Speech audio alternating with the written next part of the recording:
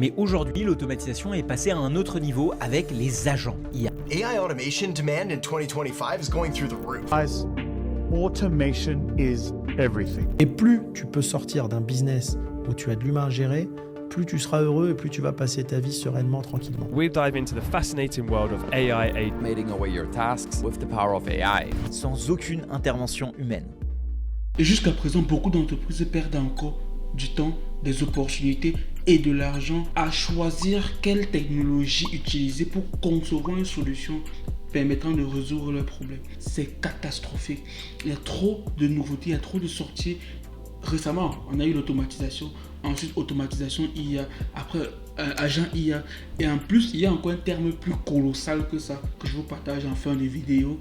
Et on se retrouve perdu dans qu'est-ce que je dois utiliser concrètement pour mon business et qu'est-ce que ça implique pour moi. Reste jusqu'à la fin parce que je te partage une ressource qui te permettra d'apprendre tout cela même pendant que tu manges et que ça te permettra de former tes employés gratuitement au tout domaine de la technologie. Alors si tu ne sais pas qui je suis, je m'appelle Jeff. Je suis ingénieur en IA et amélioration des processus dont je conçois et j'aide les entreprises à implémenter des solutions faites avec l'IA et plusieurs autres afin de résoudre leurs problèmes.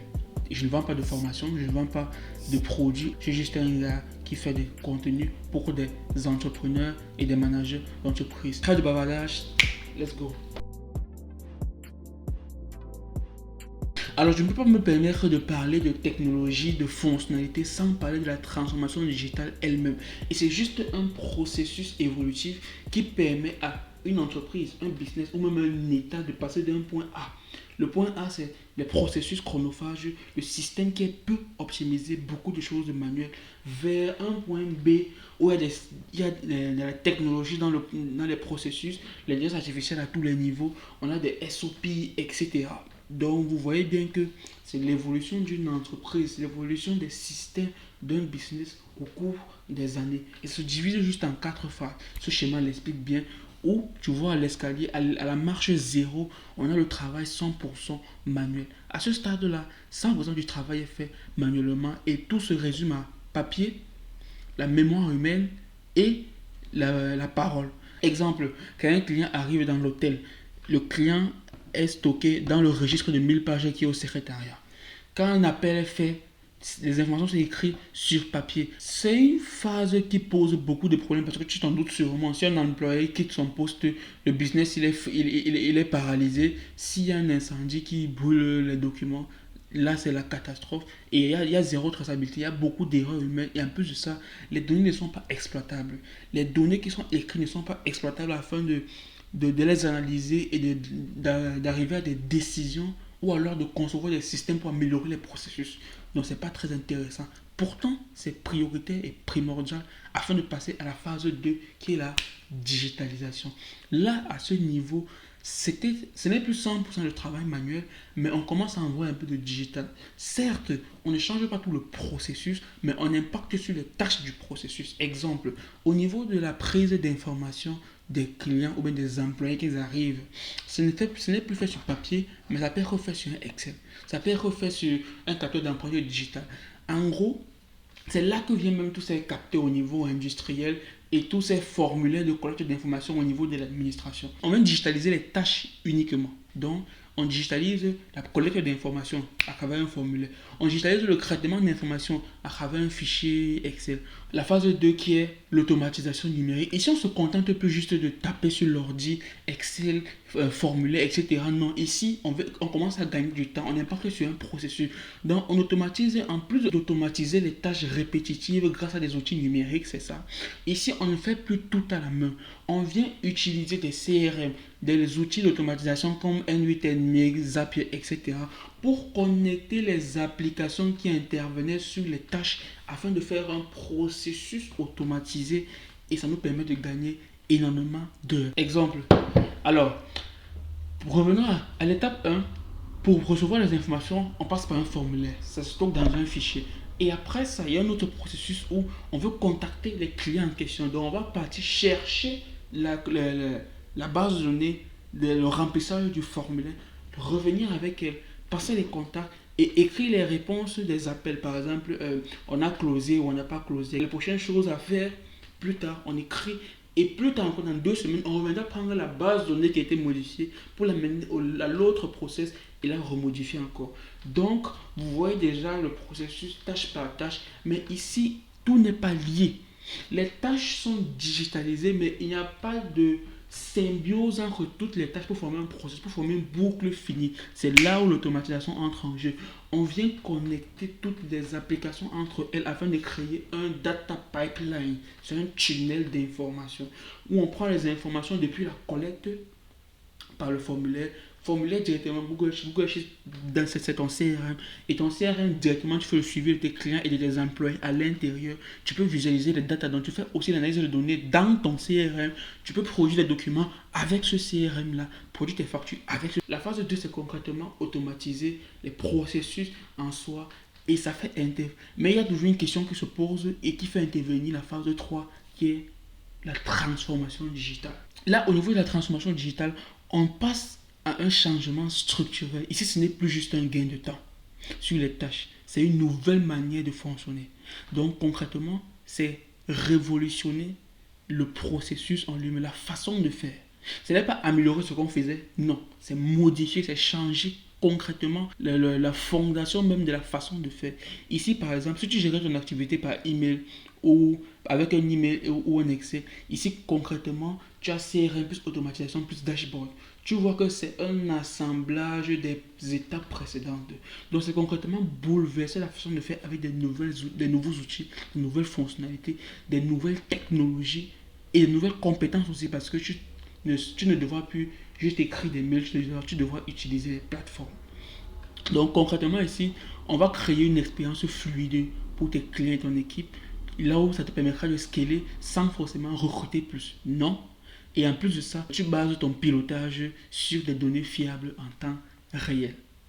Et là, c'est un investissement qui te permet concrètement de transformer ton processus, obtenir de nouveaux outils, une nouvelle énergie, de nouvelles compétences dans ton équipe afin de faire exploser l'efficacité de ton business. On arrive à la phase 4 de l'escalier qui est la disruption numérique complète. Là, on ne pense plus hors de la boîte. Ce n'est plus le think out of the box, non. C'est think without the box. Donc, on va penser sans la boîte, comme ça n'existait pas. Et là, concrètement, on ne cherche plus à faire moderne. On ne cherche plus à utiliser des outils. On ne cherche plus à révolutionner un process. On cherche à en créer de nouveaux produits. Par exemple, avec une entreprise qui a du stockage, dont vous gérez les magasins. Et pour pouvoir déplacer efficacement les produits dans le magasin, la première étape serait d'avoir des employés. Deuxième étape, vous pouvez avoir des palans, des outils, etc. avec des logiciels qui permettent d'étiqueter, de retrouver facilement un produit. La troisième étape, vous pouvez avoir encore plus de produits, plus de CRM et beaucoup plus d'outils, par exemple des palettes qui bougent, des petits mini-robots. À la disruption numérique, on pense directement au robot Optimus de Tesla. Donc, on va sortir complètement de la boîte pour pouvoir créer une nouvelle chose qui n'existait absolument pas. C'est ça, la disruption numérique. Et il est important de comprendre cette courbe-là. Et vous vous rendez compte que dans l'histoire même de l'innovation, chaque étape de la révolution industrielle et de la création d'une nouvelle technologie se retrouve dans cette courbe-là. Comprendre cette courbe-là nous permettra concrètement de mieux appréhender les termes automatisation IA et agent IA pour ton business. On commence par les termes.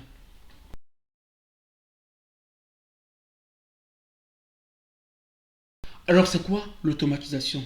Petite parenthèse, je tiens à préciser que premier, dans la description, tu obtiens le guide qui t'explique concrètement tout ce que je suis en train de dire. Tu pourras lire même quand tu manges et former tes employés avec. Et si tu veux que je travaille avec toi sur un projet de ton entreprise, lien en description, tu prends un appel avec moi et ensemble on va faire l'audit et tout. Et je verrai comment est-ce que je peux t'aider afin qu'on résolve ton problème grâce aux solutions Code. Let's go. L'automatisation, c'est juste le fait de remplacer une action manuelle répétitive par une règle automatique. En français facile, c'est quoi? Quand X se produit, fait Y. Donc vous voyez déjà une condition. C'est juste un déclencheur, une action. Quand quelque chose se produit, alors fais autre chose. Quand tu appuies le bouton de la machine à café, le café sort. Quand tu appuies le distributeur automatique, quand tu choisis ton chiffre, alors le produit descend vers le bas. Ben, le produit, la roue se met à tourner, etc. Là, c'est l'automatisation. Maintenant, l'automatisation IA, ce qui est encore plus intéressant là, c'est que on veut ajouter une couche d'intelligence artificielle à l'automatisation précédente, pour gérer des tâches un peu plus complexes qui nécessitent des décisions ou une adaptation à partir des données. Par exemple, ce n'est plus juste si A, alors B, non, mais c'est si A, alors peut-être B, C ou D. Si tu as ce contact-là et il appelle, on fait par exemple le retranscript de son appel et on envoie au module intelligence artificielle. Quand tu analyses les mots qu'il a dit, si d'après ces mots-là, il veut par exemple créer un compte sur votre plateforme, alors fais ça. Si peut-être il veut prendre rendez-vous, alors fais ça. S'il a un problème, il veut se désabonner par exemple du service, alors fais ça. Donc le module IA ici, la couche d'intelligence artificielle, elle est là pour comprendre ce qu'on lui demande de faire et choisir elle-même entre le ABC. Avant, c'était nous qui définissions le ABC avec les conditions et les filtres. Mais là, juste avec le texte qu'il va te donner, si l'IA va savoir que si elle voit il ou elle à l'intérieur, ou alors il va savoir que c'est une femme ou un homme, il va même savoir la tranche d'âge qu'elle a, il va savoir concrètement ce qu'elle demande. Donc c'est concrètement ça, l'intelligence, l'automatisation IA. Et enfin, les agents IA, qui est le thème qu'on entend partout depuis avec N8N. Et en passant, les agents IA arrivent sur Make. Soyez prêts parce que je prépare des pépites. Ok, déjà, agent IA, c'est le niveau au-dessus de tout ce qu'on a vu jusque-là. Et là, ce n'est plus l'automatisation classique ou bien l'automatisation où l'automatisation IA, où elle va juste comprendre ce qu'on lui donne, dans l'information qu'on lui donne, et elle va renvoyer un A, B, C, et ça va continuer l'automatisation classique, donc les tâches prédéfinies. Avec l'agent IA, tu ne lui dis pas comment faire, tu lui dis quoi faire. Là, c'est intéressant. Par exemple, là, il va se débrouiller lui-même pour arriver comme le ferait un employé autonome. Donc, il observe la situation, il choisit quoi faire, il exécute tout le process, il évalue les résultats et il apprend pour s'améliorer à la prochaine boucle. L'agent, il a un gros cerveau là, et en bas, il a des automatisations, il a des workflows, il a des sous-agents IA. Donc, lui, il va prendre les informations, il va analyser, il va faire tout ce qu'il a fait, et en fonction de la situation, il va utiliser les super pouvoirs qui sont les automatisations au niveau de ses membranes. Il va exécuter les tâches, analyser les résultats, faire le feedback, améliorer la loupe et on reprend. Il va te donner les informations bien sûr. Il va te faire le compte rendu de ce qu'il a fait. Ça c'est la différence entre automatisation IA et agent IA. Dans ma façon de parler, tu croirais que l'agent IA est formidable, qui peut résoudre tous tes problèmes. C'est pas le cas. Il y a des prérequis et en plus de ça, il y a le revers de la médaille. Je t'explique. J'aime visualiser les choses en termes de map. Donc là tu as un tableau. Tu as un tableau là et tu as automatisation IA, agent IA, et on va les classifier en fonction des niveaux de complexité, les capacités et les exemples. Déjà, on sait bien que le niveau de complexité au niveau de l'implémentation, agent IA est très élevé, automatisation IA c'est moyen et automatisation simple c'est faible. Et plus le niveau de complexité est élevé, plus ça demande de l'investissement et du temps pour concevoir la solution pour l'implémenter dans ton business. Première chose à savoir. Et déjà, la capacité. L'agent IA, lui, va agir en autonomie. Ça, c'est vrai. Donc, c'est un employé full qui agit en autonomie. L'automatisation IA, il va adapter une action en fonction de l'information que tu lui donnes. Et non tout le contexte. Il ne connaît pas tout le contexte.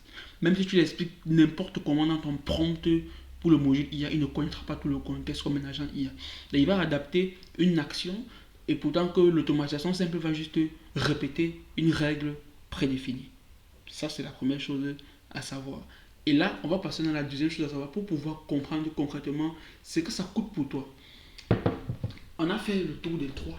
Maintenant, qu'est-ce que ça coûte pour toi? Quels sont les bienfaits dans ton business et qu'est-ce que ça va te coûter en termes de prérequis à avoir, prérequis financiers, prérequis humains, prérequis en termes de données structurées et aussi les problèmes qui peuvent intervenir. Alors, on va mener une expérience ensemble. 3 combattants, 3 rounds, combat. Donc là, on a les 3 combattants. Automatisation IA, agent IA. On a 3 combats qui sont les 3. On va prendre 3 business case studies, donc des cas business réels qui peuvent arriver dans ton entreprise. Round 1. Fight. Onboarding client. Production des documents administratifs, donc générer des centaines de documents, et la prospection commerciale.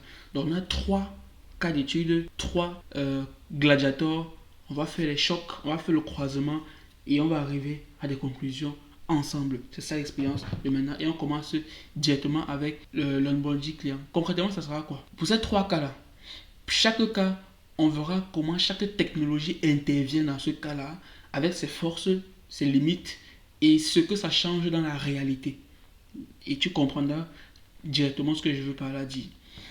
Alors, premier cas, premier round, onboarding client. Donc, ajouter un nouveau client dans ton système. Là, à chaque fois qu'il y a un nouveau client qui arrive, tu dois récupérer les informations, créer un dossier, envoyer les bons documents, le guider étape par étape, notifier l'équipe interne. Donc, tu vois déjà un processus qui se passe dès qu'un client entre. Ça peut être par ads, ça peut être par... On va définir la façon dont le client entre. Donc, ça signifie quoi un client qui est entré de manière informatique? Et dès que ça arrive, plusieurs choses se passent et on a une sortie. Comment est-ce qu'on veut faire cela en moins de temps? C'est ça la question. L'automatisation ici, tu connectes ton formulaire. On fait un formulaire, on le connecte à un CRM. Et le formulaire, lui, boum, on remplit les informations du client. Et dès que le formulaire est rempli, le client est ajouté à une base de données, un CRM, et l'email est envoyé automatiquement au client. Une notification Slack est envoyée à ton équipe. C'est rapide, efficace et fiable. Retiens le mot fiable, on va y revenir. Donc, tu vois déjà le processus make, formulaire, CRM, ça peut être RTB ou Google Sheet, directement email et après Slack. Simple, fiable, efficace. On a nous-mêmes défini les actions. Il n'y a pas d'intelligence artificielle. Cas 2, le deuxième gadget arrive. Automatisation IA. Qu'est-ce qui se passe là? Le même formulaire, exactement. Mais cette fois-ci, tu ajoutes une case intelligente. Donc le système lit les données du client et s'adapte donc dans ton automatisation. Tu as toujours formulaire CRM, mais après, il y a un nouveau module qui s'ajoute qui est intelligence artificielle. Ça s'appelle que c'est un, et je parle d'IA, mais c'est en réalité un LLM, Large Language Model, donc un modèle de langage. ChatGPT, Claude, etc. sont des modèles de langage, ce ne sont pas des IA. Donc, pour cette fois-là, le système, lui, va lire les données du client qui sont dans le CRM et il va personnaliser le mail de bienvenue. Tu vois que le précédent, quand on envoyait un email préécrit, mais dans le deuxième cas, si automatisation IA, c'est un mail personnalisé en fonction des informations au niveau du formulaire par le client. Ça, c'est la première différence. Notons cela. Et en plus, il choisit automatiquement la bonne pièce jointe selon le type de client. Par exemple, tu as un document envoyé au client au niveau de l'email et il y avait un document si c'était une femme, un document si c'était un homme. Et si c'était un homme à moins de 20 ans, un document au-dessus de 35 ans, un autre document. Lui, tu lui donnes la base de données des documents dans un Google Drive et il va automatiquement choisir quel document envoyer en fonction de les informations du CRM. Deuxième chose à savoir. En plus, il va programmer une prochaine action en fonction de son profil. Ça, c'est aussi un truc. Donc, ici, tu gagnes en pertinence. Le processus devient dynamique, mais ce n'est pas encore un cerveau. Il applique juste la logique que tu lui as dit. Maintenant, le gladiateur suprême, dans le GOAT, l'agent IA, qu'est-ce que lui, il arrive ici, il fait? N'oublie pas, c'est un employé qui a un cerveau. Qu'est-ce qu'il fait? On ne passe même plus par un formulaire pour avoir un processus comme ça. Non, non, non. La façon de converser a même changé. On passe par un chat ou alors par un email ou même une conversation vocale. Il pose les questions. Bonjour, j'aimerais acheter X. Il vérifie ses réponses et tout. Donc, qu'est-ce que l'agent IA va faire? Il va poser les questions. Oui, qu'est-ce que vous voulez? Le client va répondre aux questions. L'agent IA va vérifier ses réponses. Il va adapter son ton et sa vitesse en fonction de la réponse du client. Il va adapter lui sa façon de parler. Si c'est une technique qui pose une question technique, c'est comment le pattern du data, etc. Ils vont parler technique. Si c'est une personne qui pose des questions simples, il va parler avec les langages simples. Là, c'est intéressant. Il va remplir ces informations dans le CRM, envoyer les documents, gérer les relances.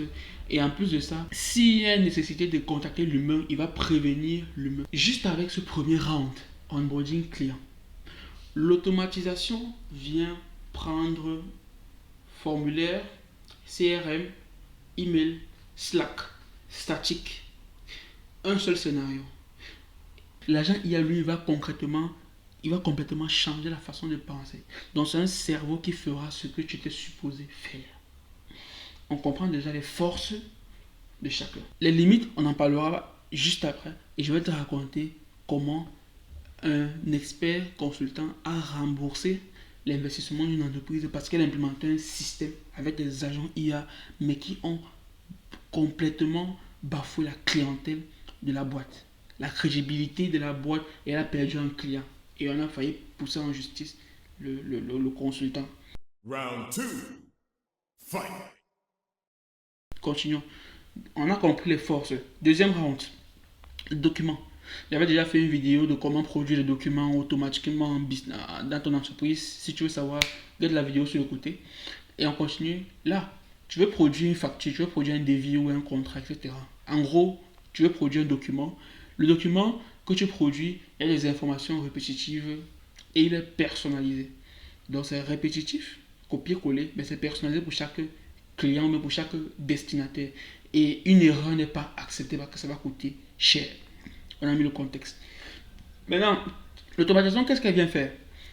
Ici, elle vient, on a un template. On crée un template, prend les informations à gauche, ça peut être sur un formulaire ou même dans un CRM. Il copie-colle dans le template, il télécharge le document en PDF, boum, il l'envoie par mail, il stocke dans un drive. Simple. L'automation IA, qu'est-ce qu'elle vient faire ici?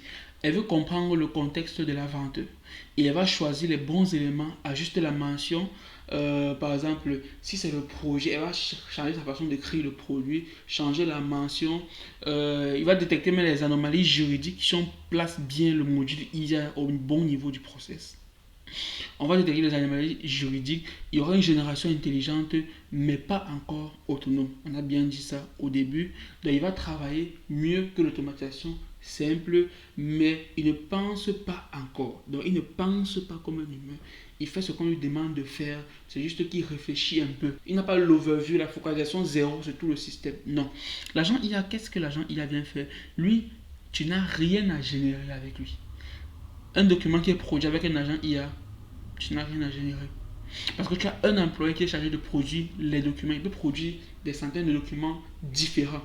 Tu lui dis, produis-moi une facture, il va comprendre, il va partir dans son action de produire une facture, il va la produire. Tu lui dis, produis-moi un contrat, il va partir dans son action produire contrat, il va la produire. Donc, il a un cerveau, plusieurs super pouvoirs, plusieurs types de documents qu'il produit et c'est à lui de choisir quel document produire, quelle action faire en fonction de ta demande. Exactement. Donc, ici, tu n'as rien à générer. Tu lui expliques ce dont tu as besoin. Il te pose 2-3 questions. Quel type de document, qu'est-ce que le client a pris, etc. Et il va partir chercher des informations dans le système. Dans le système, c'est-à-dire ta base de données entreprise. Parce qu'on aura connecté ta base de données à l'agent IA. Il va rédiger le document, vérifier si c'est correct, si c'est conforme. Il va envoyer au client. Il va suivre l'ouverture, générer les relances, etc. Il va faire des choses incroyables. Là, c'était le deuxième round. Et on comprend toujours que l'agent IA est phénoménal. C'est ce qu'on retient. Et le troisième round ici. Round 3. Fight. Troisième round, là, le problème il est simple. Prospection et suivi commercial. Donc là, tu veux contacter tes prospects, relancer, qualifier leurs besoins et proposer un appel dans ton business. C'est simple. Là, quelle solution est-ce que tu veux implémenter? Si c'est le cas de l'automatisation simple, là, ce que tu allais faire, c'est tu prépares la séquence email toi-même. Donc, tu écris les emails. Jour 1, c'est tel email qui envoie. Jour 3, c'est un email de relance. Jour 5, c'est un email de passage à l'action. Donc, tu écris toi-même tes emails et tu relis les emails à ton CRM pour pouvoir faire la conversion et mettre à jour le CRM. Et c'est l'automatisation qui te charge d'envoyer les mails et de remplir les informations dans le CRM. Donc, tu fais tomber les emails, tu connectes au CRM et l'automatisation viendra juste suivre les étapes que toi tu as préconçues à la base. Pourtant, là, tu envoies du volume, mais la stratégie ne change pas. C'est ta stratégie. Il n'y a pas d'amélioration, il n'y a pas de feedback, etc. Si c'est le cas de l'automatisation avec l'IA là, le système va lire les informations de tes prospects. Bien sûr, il y a le côté sécurité qui entre en jeu. Est-ce qu'ils vont lire toutes les informations? Non. On va choisir les informations qu'ils doivent lire, caractériser le profil, on va dire ça comme ça. Mais le système connaît le prospect. Il faudrait qu'il comprenne le contexte et le prospect. Donc, là, tu vas créer une expérience personnalisée pour chaque prospect. Tu parles à chacun, mais tous à la fois. Et en plus de ça, tu ne gères pas la conversation. Ça, c'est un truc intéressant. Mais maintenant, avec l'agent IA, le troisième cas, si tu allais l'implémenter, ici, l'agent IA va écrire, il va lire, il va relancer, il va répondre. il va poser les questions, il va qualifier le prospect, prendre ces informations, remplir dans le CRM, jusqu'à même proposer un appel avec le prospect. Quand tu le désires, bien sûr. Donc, si on fait juste un bilan là, on vient de voir 3 manières différentes de résoudre un même problème. On se focus sur le problème, on étudie 3 façons différentes de le résoudre, on voit les pour et les contre, etc. Et on se rend compte que l'automatisation t'aide à exécuter juste des tâches sans effort, entre guillemets, je précise. L'automatisation IA t'aide à t'adapter sans réfléchir. Parce qu'il va prendre en compte le prospect, ses profils, et il va écrire les emails et tout. Mais même là, les emails seront biaisés s'ils ne sont pas bien relus. La façon d'écrire ne sera pas très bonne. Il va écrire avec des emojis, ça ne sera pas très personnalisé et tout. Ça, c'est un autre sujet au niveau de la pratique. Mais il y aura des failles, comme j'ai dit. Et l'agent IA va t'aider à déléguer. Donc, tu vas déléguer le processus sans être là. Maintenant, le côté de la fiabilité. Est-ce que c'est fiable? Combien ça coûte? Côté sécurité des informations de tes prospects, parce qu'il y a le RGPD, vous le savez bien. Et aussi côté sécurité même de ton propre business. Est-ce que tu vas confier tes prospects et ta relation client à une IA sans être là? Ce sont les questions qu'on va répondre dès maintenant avec la partie 3. Maintenant, comment est-ce que tu vas faire le choix stratégique en fonction de ta situation à toi dans ton business? Tu dois être capable de dire que dans ton contexte actuel, à ce stade-ci, la solution adaptée à ton problème n'est pas une automatisation. Mais là, tu as besoin de X solutions pour le moment. Donc, tu dois être capable de choisir la solution que tu as besoin en fonction d'un problème dans ton business. Et ce choix-là se base sur 8 critères que je t'ai détaillés dans le guide. Le premier critère, c'est juste le coût de l'implémentation. Bien sûr, plus la solution est complexe et fait du bon travail, plus il faut de l'investissement en entrée. J'aime dire investissement parce qu'il y a du bon à l'intérieur, si bien sûr elle est bien faite. C'est pour ça que si tu veux que je t'aide à concevoir une solution personnalisée pour ton business, l'implémenter chez toi, et afin que tu puisses faire plus d'output avec peu d'input, donc peu de temps, peu de ressources, plus de clients, plus d'argent et dépenser moins. Prends un appel avec moi, le lien en description, et on va discuter ensemble. En 2, il y a la difficulté technique. Plus c'est technique, plus ça prend du temps au niveau de l'implémentation et ça peut occuper tes employés. La difficulté technique est aussi importante. Le temps de mise en place, les 3 sont liés en fait. L'investissement, la difficulté technique et le temps de mise en place sont liés. Donc plus l'un croît, les 2 autres vont croître. Là, c'est facile à comprendre. Maintenant, l'autonomie de la solution, ça devient un peu plus complexe. L'autonomie de la solution correspond ici à quel point la solution peut travailler, faire des feedbacks, évoluer seule sans avoir besoin d'apport humain. Bien sûr, je ne peux pas passer des solutions avec 100% d'autonomie. Non, c'est contre mon propre credo. Si tu me suis depuis le début sur cette chaîne, tu vas te rendre compte que les agents IA peuvent aller jusqu'à 70-90% d'autonomie. Pourtant, les automatisations, non, très peu, entre 30 et 40. Tu vois qu'on est en train de mesurer le niveau d'autonomie de la solution. Et ça correspond à, est-ce que tu veux encore donner de ton temps pour cette solution-là? Tu veux implémenter une solution dans ton business qui va résoudre un problème et tu passes plus de temps à apprendre à utiliser la solution qu'à résoudre ton problème. C'est ça qu'on veut éviter. En plus, adaptabilité au cas varié. La situation varie, comme on a présenté plus haut avec les prospects qu'on va envoyer, s'il y a un nouveau type de prospect, tu avais prévu les femmes de 45 ans, mais si c'est un homme de 40 ans qui arrive, est-ce que le mail à envoyer va changer ou bien tu vas toujours dire elle à l'intérieur? Est-ce que tu vas parler comme si tu parlais à une femme? Donc, est-ce que ta solution s'adapte seule en fonction du changement de la situation? Ce qu'on ne prévoit pas. Enfin, ensuite, la sécurité des informations. Trop de fois, je reçois le problème au niveau de la sécurité. Je ne veux pas utiliser les LLMs américains parce que mes informations se trouvent aux États-Unis. Est-ce que en utilisant les outils IA qui sortent aujourd'hui, il n'y a pas ce côté RGPD, il n'y a pas ce côté où je ne suis pas sûr où mes informations passent, surtout les informations de la boîte, les informations des clients, les prospects, est-ce que je peux les mettre dans les systèmes d'analyse de données Parce qu'il y a des plateformes pour analyser les données de masse et pouvoir tirer des conclusions. Mais je ne peux pas uploader les informations des prospects, etc. Beaucoup trop de questions.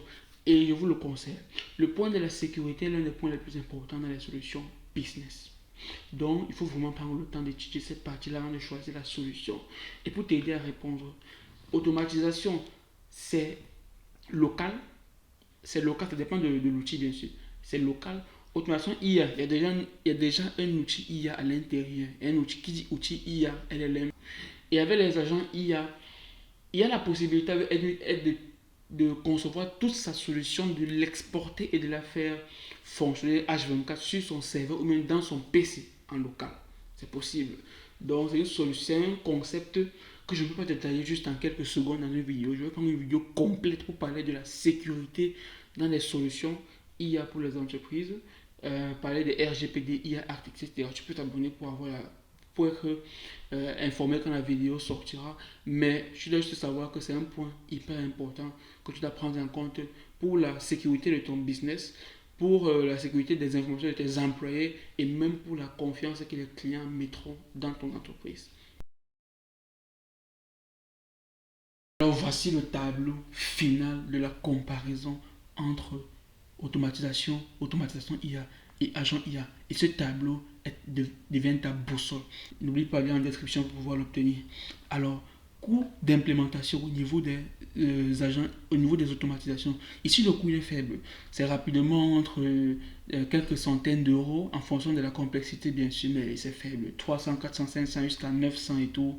Les plus complexes, c'est Lead Generation, ça peut aller à 1000 et quelques.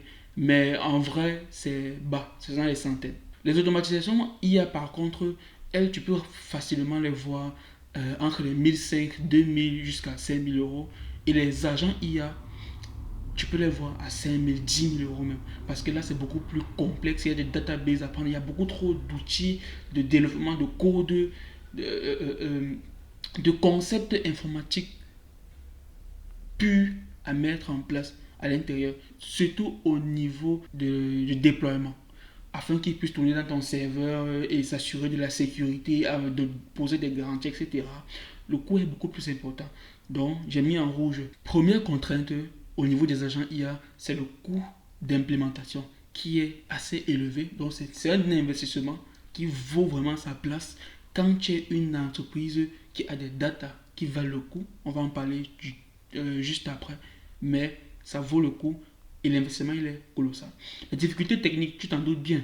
La difficulté technique pour l'automatisation est faible, pour l'automatisation IA elle est moyenne et pour les agents IA elle est élevée parce qu'elle demande un design conversationnel. C'est à croire un mini chat, c'est un chatbot. Il y a une base de données, chatbot, base de données, intégration robuste, etc. Donc il y a beaucoup trop de paramètres à prendre en compte qui tournent autour de l'agent IA. Le LLM, la base de données vectorielle, la base de données simple, le chat lié avec Telegram, bien WhatsApp, etc. Il y a beaucoup trop de variables à prendre en compte. Donc c'est plus difficile à mettre en place, mais pas impossible. Maintenant, le temps de mise en place, c'est évident. C'est rapide pour l'automatisation, modéré pour l'automatisation IA et long pour l'automatisation, pour l'agent IA, entre 6 à 8 semaines, comme tu peux le voir sur le tableau. Là maintenant, on entre dans des trucs plus intéressants. L'autonomie de la solution, faible pour les automatisations. Parce que chaque variation ou question imprévue casse le processus. Si j'avais dit qu'on prend un client masculin entre 18 à 25 ans, dès qu'un client sort de cette catégorie-là, le processus ne tient plus sa place. Donc, on doit catégoriser chaque aspect du processus en soi et ça renvoie à des branches. Si vous voyez MEC, ça renvoie à des branches d'action. Et si ça ne figure pas dans l'une des catégories, alors tout le processus ne tient plus sa place. Donc il y a un bug et on doit venir faire une maintenance. Pourtant, avec l'automatisation IA, c'est moyen. Ça gère certains cas de scénario. Donc quand le scénario s'écarte un peu de ce qu'on avait tracé, ça gère certains écarts, mais pas tous les écarts. Mais ça reste quand même dépendant logiquement. C'est dépendant. Pourtant, avec les agents IA, c'est haut. Donc, l'autonomie, elle est très haute pour les agents IA parce que l'agent IA sait reformuler, il sait détecter, il sait comprendre l'intention émotionnelle derrière, s'adapter, etc. Ça, c'est intéressant. Donc, juste avec ce critère-là, on peut se rendre compte que agent IA conversationnel, vous pouvez penser à Customer Experience, donc le service client. Vous pouvez penser à la prospection. Vous pouvez penser à tout ce qui est discussion et analyse des informations en entrée. Assistant aussi, votre propre assistant personnel. Maintenant, cinquième critère, l'adaptabilité. Là, tu vois que pour les automatisations, c'est très limité. Donc, c'est très limité. On en a déjà parlé. Ça gère mal les cas particuliers. Pourtant, avec les automatisations IA, elle est plutôt bonne, moyenne. Elle est moyenne. Elle a juste quelques réponses selon le profil ou le contexte. Mais ça, c'est seulement au niveau du module IA. Dans le module ChatGPT, LLM. Mais pas sur tout le processus. Pourtant, avec les agents IA, c'est excellent parce que tu peux gérer une conversation fluide, de manière flexible, corriger les erreurs. C'est full autonome en fait et ça s'adapte. Ça s'adapte en fonction des écarts de contexte. Maintenant, la sécurité des données. Voici un point hyper important. Parce que avec l'automatisation, ce qui est à la fois normal mais un peu contradictoire avec tout ce qu'on a vu depuis, l'automatisation est très contrôlable. Parce que je définis concrètement les actions, les catégories, le processus, j'ai le contrôle total sur tout ce qui se produira. Alors, il y a peu d'interactions complexes. Le stockage est local ou alors dans le cloud ou même le serveur de la boîte. Donc, tout est au niveau en ma zone de contrôle, comme Mark Manson le dit. Pourtant, avec les automatisations IA, c'est moyen. Et le flux de données ici, les flux de données sont nombreux et nécessitent des accès sécurisés. Là, ça pose déjà un problème. Exemple, un module LLM, un chat GPT au milieu de ton automatisation Make. Tu parais ça comme simple, mais j'ai déjà travaillé avec des entreprises où un seul de leurs documents n'avait pas le droit de se retrouver sur une IA, sur un modèle de langage américain. C'était interdit. Même si c'était juste un rapport de réunion ou juste, je sais pas, la présentation d'un job. Aucun document de chez eux ne doit être posé sur une plateforme américaine. Et c'est la même chose dans les banques françaises comme BNP Paribas. C'est la raison pour laquelle ils ont fait un partenariat avec Mistral AI. Ils sont en train de les financer. Même si Mistral AI n'est pas encore très performant, mais ils investissent afin d'avoir une IA européenne, les serveurs français. Et c'est plus rassurant en termes de sécurité des informations et contrôle. Et ça c'est encore plus, c'est pire avec les agents IA. Parce qu'avec les agents IA ici, tu demandes un outil conversationnel dont tu ne contrôles pas la réponse qui va sortir de sa bouche. Déjà avec ChatGPT, on peut poser le même prompt sur deux PC différents, on a deux réponses complètement différentes. Et tu veux que ce soit lui qui gère les réponses à tes clients. La base de données ici, elle est faite propre, elle est hébergée ailleurs. Bien sûr, elle peut être hébergée sur ton serveur si on fait 2-3 choses informatiques que je ne veux pas parler ici. On va éviter les termes compliqués, mais concrètement, sur N8, je peux télécharger tout le système en soi et run ça sur ton serveur ou alors sur un serveur AWS. Mais maintenant, il y a ce côté sécurité. Et là, au début de la vidéo, j'ai parlé d'une histoire où il y a ce gars sur LinkedIn, il a partagé un post sur LinkedIn. C'est un grand automaticien que je suis depuis, un informaticien de base aussi. Et il a partagé cette vidéo, il faisait une comparaison entre automatisation IA et agent IA. C'est même ce post qui m'a intrigué l'idée de cette vidéo et je suis allé faire des recherches plus poussées. Et il dit, il va revenir aux automatisations IA parce qu'il était full agent IA.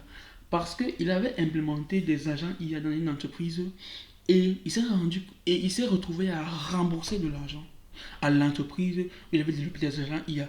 Parce que tu as un modèle de langage qui envoie des réponses stupides aux clients avec des emojis, un ton qui n'est pas contrôlable, 2-3 écarts de langage par-ci par-là. Bref, le seul fait que la conversation n'est pas contrôlable à 100% si tu mets en relation avec des clients, ça porte problème.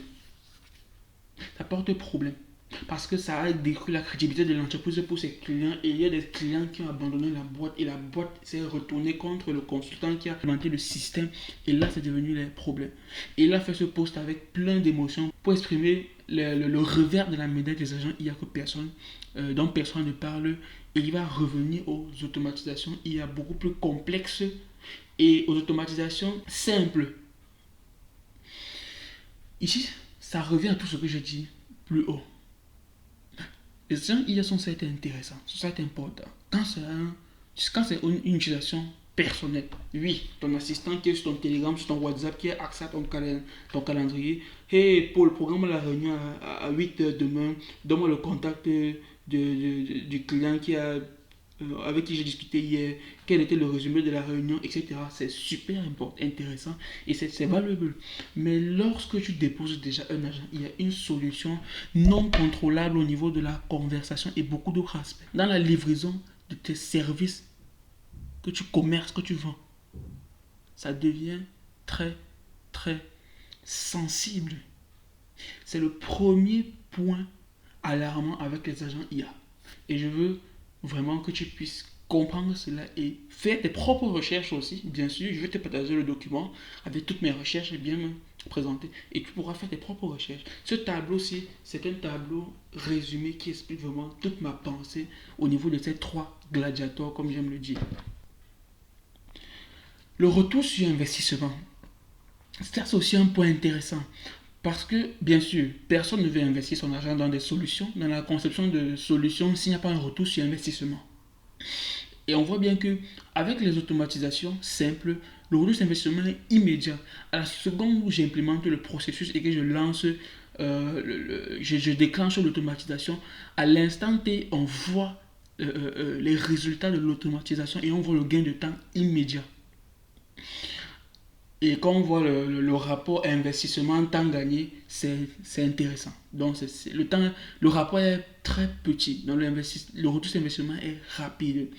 Il est moyen avec les automatisations IA parce que c'est très bon après quelques semaines. Bon, le retour sur investissement se produit après quelques semaines. Il y a un gain de temps et il y a une meilleure expérience client, mais c'est après quelques semaines parce qu'il y a aussi les coûts des LLMs, des modèles de langage, etc. Et pourtant, la rentabilité au niveau des agents IA est en termes de mois, 3 mois, 6 mois, parfois plus loin pour les solutions plus complexes. Et là, ça réduit certes le temps de l'humain, ça fidélise la clientèle. Et ça pose encore un autre problème. Je suis tombé récemment sur un post d'Alex Hormozy, une vidéo d'Alex Hormozy, je la mettrai sûrement quelque part là. Et il disait seulement que deux personnes de sa boîte qui faisaient des tâches répétitives, ça leur prenait quelques heures par jour, c'est pas 1 heure, 2 heures. Je crois que c'est quelques heures par semaine, même pas par jour. Et ils ont posé le problème à Alex Hormozy qui voulait implémenter un système et tout pour ça. Ok, Alex Hormozy a dit pas de souci. Des heures par jour, c'est super contraignant pour mon équipe. Il a donc contacté une boîte, une agence qui implémente des solutions, ce que je peux faire. Il a demandé pour tel souci, comment est-ce que vous facturez et tout. $7 000 le jour. Et ils ont dit que ça faisait 14 jours à implémenter. Et là, quand tu fais le calcul, tu vois que tu es pas seulement dans les $98 000. Et les employés touchaient environ dans les 10-70K par année, la somme des deux. Et là, en moins de 14 jours, on lui demandait environ $98 000. Tu vois que le retour sur investissement, quand on voit la charge des employés, ça fait plus de 5 ans pour la boîte, juste pour une solution qui venait à résoudre 2 heures par jour. Juste pour dire quoi? Avant d'implémenter une solution qui demande des coûts en entrée et du temps à mettre en pause, il faut calculer le retour sur investissement en fonction du salaire du personnel qui faisait ce travail-là. Parce que dire que le retour sur investissement se produit après des années, tu es en train de dire indirectement que tu vas figer l'évolution de ton business pour 5 ans jusqu'à avoir le retour sur investissement. C'est aussi ça le revers de la médaille avec les solutions complexes. Ça prend beaucoup de temps à se décider au niveau de l'implémentation parce que ça fige l'évolution de ton business sur ce process-là. sauf si tu veux perdre beaucoup plus d'argent, à ne pas rentabiliser un investissement qui avait déjà été fait. Ok, et on passe au dernier aspect qui est aussi important, c'est la scalabilité. Les automatisations ne sont pas scalables, elles sont limitées, vraiment limitées. Au niveau de la scalabilité, les automatisations IA, oui, elles sont moyennement scalables parce que l'IA peut générer plus de flux sans surcharger l'équipe. Et les agents IA sont excellents au niveau de la scalabilité. C'est pour ça que l'investissement est important. Je voulais commencer par l'investissement et finir par la scalabilité pour montrer qu'un gros investissement renvoie aussi à une solution qui est hautement scalable parce que l'agent va scaler sans surcoût et peut gérer 10 000, 100 000, 200 000 onboarding. Donc, plus tu ajoutes et plus il le fera. Pas de souci. Mais le problème, c'est que ce n'est pas un problème, mais c'est juste un revers de la médaille.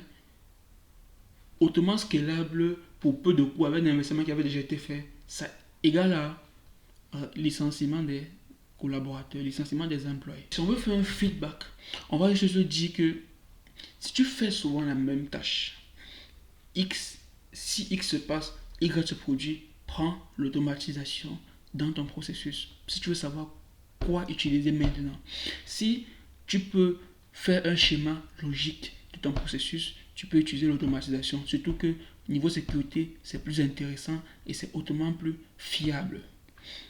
S'il y a des variations ou des exceptions à gérer dans ton processus, tu peux utiliser les automatisations IA.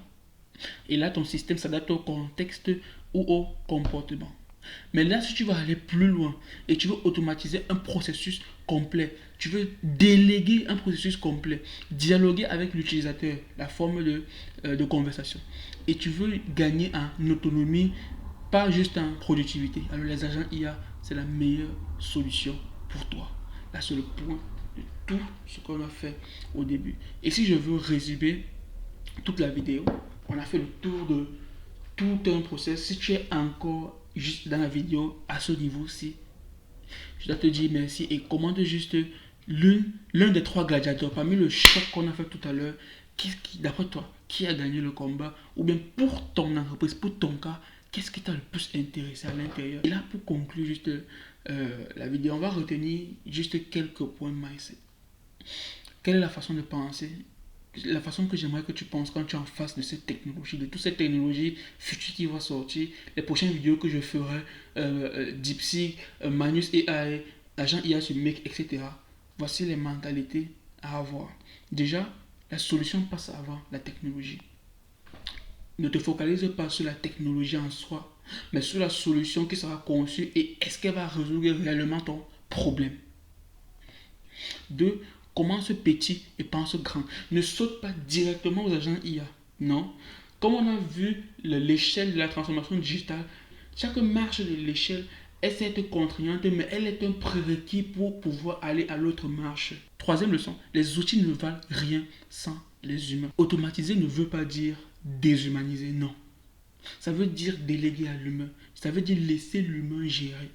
L'humain ne fera plus des choses manuelles, mais l'humain sera là pour gérer des effectifs numériques, des effectifs IA. Ça, c'est un point très important. Je ne suis pas pour délaisser l'humanité au profit des outils IA, non. Mais que l'humanité se permet de gérer les effectifs IA.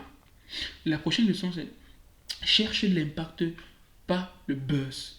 Dans la niche de la technologie, principalement de l'intelligence artificielle, tout se passe autour du buzz. Il y a une nouvelle IA, le buzz des vidéos YouTube un peu de partout. Dès qu'il y a une nouvelle technologie, le buzz est tout de partout. Ne te focalise pas sur le buzz. Focalise sur l'impact. Avant de toucher à une solution, avant de valider une technologie qui entrera dans tes processus business, parce que le temps d'implémentation figera tes processus, ça te fera perdre ton élan de business. Avant d'accepter une technologie, prends le temps de choisir vraiment la technologie et d'être sûr de l'impact de la technologie dans ton business. Ma meilleure leçon, l'amélioration continue, toujours. Ce que tu mets en place aujourd'hui ne sera jamais définitif. Avant, on mettait les automatisations, aujourd'hui, on met les agents IA. Ce que tu mets en place aujourd'hui ne sera jamais définitif, mais il faudrait que ça soit rentable et que ça fasse son temps. Donc ne pas changer plusieurs outils à la fois au même moment, mais laisser le temps pour la solution de bien faire son travail et d'être rentable avant de la switcher. Et quand on la switch, il faudrait que le switch ait de l'impact. Mais dis-toi juste que tout est à améliorer.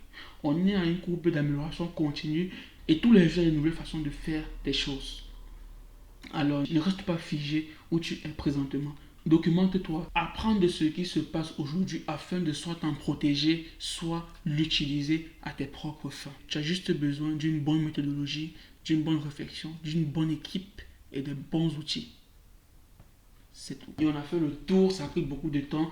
Et si tu as besoin que je t'aide dans ton entreprise à rechercher des outils, faire de l'audit, concevoir des solutions, premier dans la description, prends un appel avec moi et ensemble on va faire des merveilles.